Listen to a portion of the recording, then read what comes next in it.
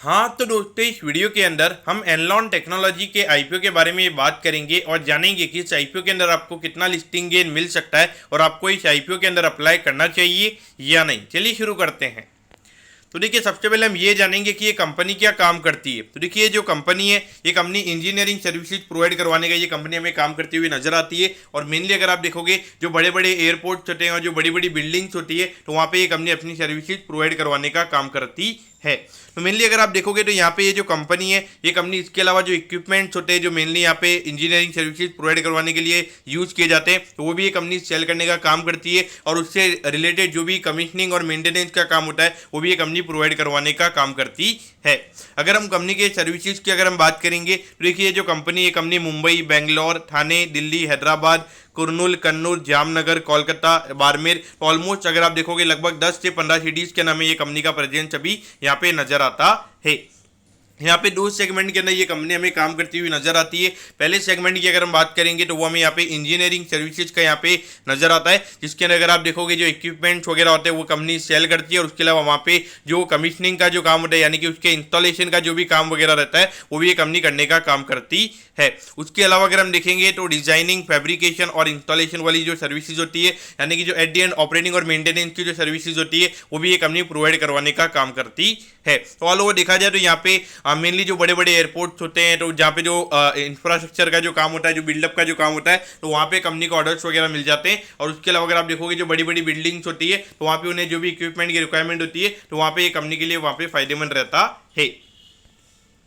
अब अगर हम यहाँ पे ऑब्जेक्टिव की अगर हम बात करेंगे, यानी कि जो आईपीओ से कंपनी को पैसा मिलने वाला है उसे कंपनी कैसे यूटिलाइज करने वाली है, तो देखिए यहाँ पे जो वर्किंग कैपिटल की रिक्वायरमेंट है तो उसे फुलफिल करने के लिए कंपनी का आईपीओ में यहाँ पे आता हुआ नजर आ रहा है। यानी कि जो डेली टू डेली कैश की रिक्वायरमेंट है उसके लिए कंपनी का आईपीओ आ रहा है। और अगर हम दूसरे रीजन की अगर हम बात करेंगे, जो जनरल कॉर्पोरेट पर्पसेज है, यानी कि उसमें प्रमोटर्स वगैरह थोड़ा बहुत अपना एक्सपेंसिस वगैरह देख लेते हैं या फिर थोड़े ऑफिस वगैरह बनाने के लिए वो यूज किया जाता है, तो ये नॉर्मली इस रीजन की वजह से हमें यहाँ पे कंपनी का आईपीओ आता हुआ नजर आ रहा है।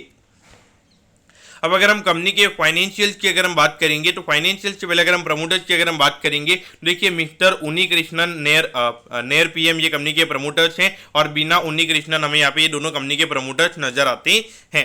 तो देखिए, अगर हम रेवेन्यू वाइज अगर हम बात करेंगे तो यहाँ पे लगभग 13 करोड़ के लगभग कंपनी के रेवेन्यू के नंबर थे। फिर 2021 में अगर हम बात करेंगे तो वहाँ पे रेवेन्यू का नंबर कंपनी का थोड़ा सा ही बढ़ा था, लेकिन पिछले साल अगर हम देखेंगे तो लगभग 19.5 करोड़ के लगभग यहाँ पे कंपनी का रेवेन्यू का नंबर आया है। और अगर हम प्रॉफिटेबिलिटी की बात करेंगे, यहाँ पे 68 लाख रुपीज के लगभग कंपनी का नंबर था और अभी ये नंबर आया है 2.42 करोड़ के लगभग। ऑल ओवर देखा जाए तो कंपनी के नंबर्स यहाँ पे हमें अच्छे नजर आते हैं। लेकिन अगर हम एट द सेम टाइम अगर हम देखेंगे तो यहाँ पे बोरिंग का नंबर भी काफी ज्यादा बड़ा है। अगर आप देखोगे यहाँ पे लगभग 17 लाख रुपए के लगभग कंपनी की बोरिंग थी और अगर हम अभी देखेंगे तो 5.8 करोड़ के लगभग हमें यहाँ पे कंपनी की बोरिंग नजर आती है। तो देखा जाए एक छोटी कंपनी के हिसाब से देखा जाए तो बोरिंग का नंबर ये काफी एक्सेल लेवल से हमें बढ़ता हुआ नजर आ रहा है। लेकिन अगर अभी कंपनी लगभग 15 करोड़ का यहाँ पे इक्विटी रेज कर रही है, वहाँ पे डेट टू इक्विटी कंपनी का काफी अंडर कंट्रोल हमें यहाँ पे आता हुआ नजर आएगा। और अगर हम देखेंगे तो यहाँ पे 11 करोड़ से जो कंपनी के एसेट के नंबर है वो भी हमें लगभग 20 करोड़ के लगभग होते हुए नजर आए हैं। तो देखिए, मेनली यहाँ पे जो मशीनरी वगैरह रहती है वो कंपनी के एसेट्स रहते हैं, तो वहाँ पे नॉर्मली जो एसेट बुक में दिखाए जाते हैं तो उतनी वैल्यू क्या रियलाइज अगर बाई चांस अगर वो पूरा ऑब्सोल्यूट हो जाता है तो वहाँ पे सीधा एसेट्स की वैल्यू हमें गिरती हुई नजर आती है।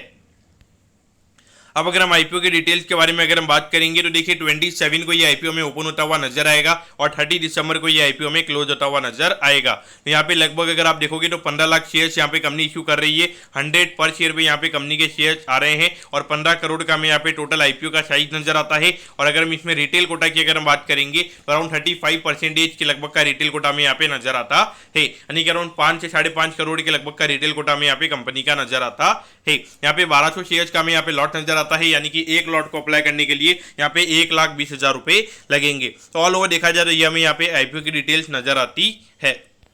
अब अगर हम टाइम टेबल के बारे में अगर हम बात करेंगे तो देखिए 4 जनवरी को आपको पता चल जाएगा कि आपको अलॉटमेंट मिला है या नहीं। अगर अलॉटमेंट नहीं मिलता है तो 5 तारीख को आपको रिफंड मिल जाएगा और अगर अलॉटमेंट मिलता है तो 6 जनवरी को आपके डिमेट अकाउंट में शेयर्स आ जाएंगे और 9 जनवरी को ये कंपनी हमें ट्रेड होती हुई नजर आएगी, यानी कि लिस्ट होती हुई नजर आएगी। अब अगर हम at the and valuation parameters की अगर हम बात करेंगे तो देखिए यहाँ पर ये जो वैल्यूएशन पैरामीटर ये आपने बिल्कुल भी नहीं देखना चाहिए, क्योंकि ये जो ईपीएस है ये कंपनी के weighted average number of shares पे होता है। और अगर आप अभी देखोगे तो लगभग, अगर हम कंपनी के नंबर ऑफ शेयर्स की अगर हम बात करेंगे तो लगभग 15 लाख शेयर्स यहाँ पे कंपनी और हमें इश्यू करती हुई नजर आ रही है। और अगर 100 रुपीज पर शेयर पे अगर ये शेयर्स है तो वहाँ पे डेफिनेटली अगर आप देखोगे तो कंपनी का जो ईपीएस का नंबर है वो यहाँ पे काफी कम रहेगा। लेकिन देखिए फिर भी लगभग 70-80 करोड़ के मार्केट कैप पे ये कंपनी का आईपीओ में आता हुआ नजर आ रहा है। तो यानी कि अराउंड अगर आप देखोगे 30-35 के पी रेशियो पे हमें यहाँ पे कंपनी का आईपीओ आता हुआ नजर आ रहा है। तो ऑल्दो देखा जाए तो यहाँ पे कंपनी के आरओई के नंबर हमें यहाँ पे काफी अच्छे नजर आते हैं। और नेट एसेट वैल्यू का नंबर भी आपने इग्नोर करना चाहिए, क्योंकि ये weighted average number of shares के हिसाब से ये नेट एसेट वैल्यू का नंबर है वो यहाँ पे कैलकुलेट किया गया, तो इसे हमने इग्नोर करना है। बाकी अगर हम देखेंगे जो एबिटेडा मार्जिन हो या फिर आरओसी के नंबर की अगर हम बात करेंगे तो ये सारे वैल्यूएशन पैरामीटर्स पर अगर हम देखेंगे तो कंपनी सही उतरती हुई हमें यहाँ पे नजर आती है। और आईपीओ भी अगर आप देखोगे 15 करोड़ का ही है, और जिसमें से भी रिटेल कोटा 35% का ही है। उस पॉइंट ऑफ व्यू से देखा जाए तो मेरे ख्याल से अभी थोड़ा मार्केट में थोड़े सिचुएशंस अभी चेंज होते हुए नजर आ रहे हैं। तो वहाँ पे कैसे क्या सब्सक्रिप्शन डेटा में देखने को मिल रहा है उसके हिसाब से अपने वहाँ पे सोच के अप्लाई करना चाहिए। बाकी मेरे ख्याल से long term point of view से यहाँ पे अप्लाई करने का कोई मतलब नहीं रहेगा। अराउंड 30 तारीख के लगभग ये आईपीओ में बंद होता हुआ नजर आएगा। तो अगर उस दिन अगर ये आईपीओ में अगर 10 से 15 टाइम का सब्सक्रिप्शन अगर आपको देखने को मिल रहा है तो मेरे ख्याल से आपने अप्लाई करना चाहिए। बाकी मेरे ख्याल से अवॉइड करना ही सही रहेगा। तो दोस्तों मैं होप करता हूँ कि एनलॉन टेक्नोलॉजी के आईपीओ के बारे में आपको सब कुछ समझ में आ गया होगा। अगर आपकी कोई भी क्वेरीज है आप कमेंट कीजिए, मैं जरूर आपके कमेंट पर रिप्लाई करूंगा। ओके दोस्तों, thank you, have a nice day.